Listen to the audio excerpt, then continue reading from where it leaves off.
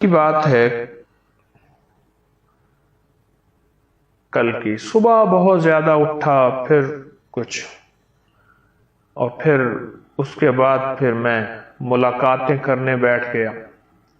لوگ آتے رہے صبح کے وقت. بہت تھک گیا. ہماری جنتری نے آنا ہے جنوری میں، تو اس کو دیکھنا تھا اور ذمہ داریاں. اب جسم بالکل نڈھال.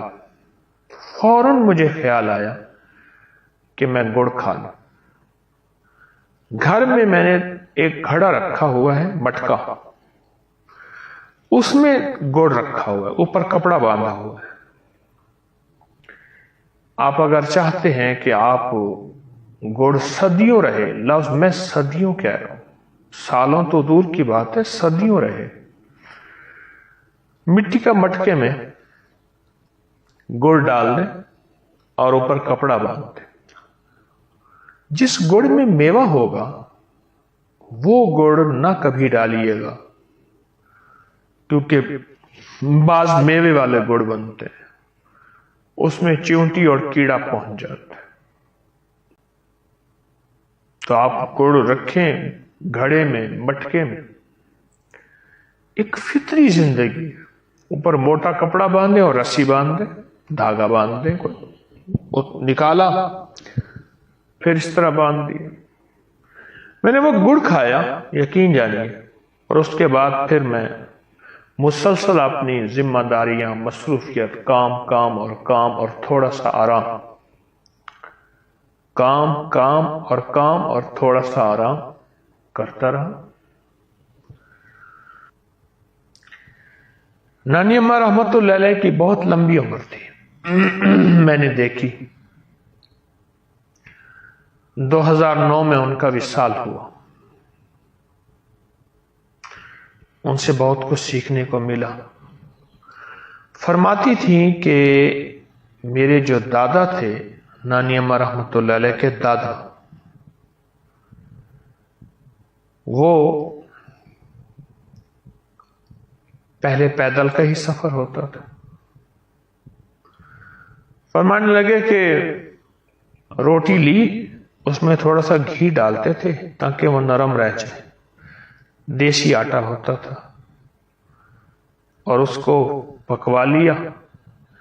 گڑ لے لیا، پانی کی ایک ساتھ چھاگل سی ساتھ رکھ لی، چمڑے کی بنی ہوتی تھی. پیدل کا سفر تھا، اور کہا کہ ایک دن میں وہ 41 میل سفر کرتے تھے، کلومیٹر نہیں، میل، جو یقیناً 60 کلومیٹر کے قریب بنتا ہے اندازہ. اور بس جہاں بھوک لگی بیٹھے اور روٹی کھولی، پانی پی لیا، گوڑ سے کھانا کھا لیا. صحت مند زندگی. میں چھوٹا سا ہوتا تھا، ہمارے ایک بابا جی ہوتے تھے، بابا ولی محمد، ہاتھ ریڑھی چلاتے تھے. لکڑی کی ریڑھی ہوتی تھی، ہاتھ میں اس کو گھسیٹتے تھے، بوریاں رکھ کے، سامان رکھ کے. تو میں ان کی ریڑھی میں بیٹھ جاتا تھا اور خوش ہوتا تھا. بابا ولی محمد کو میں نے دیکھا کہ روٹی کے ساتھ، گڑ کے ساتھ روٹی کھاتے تھے.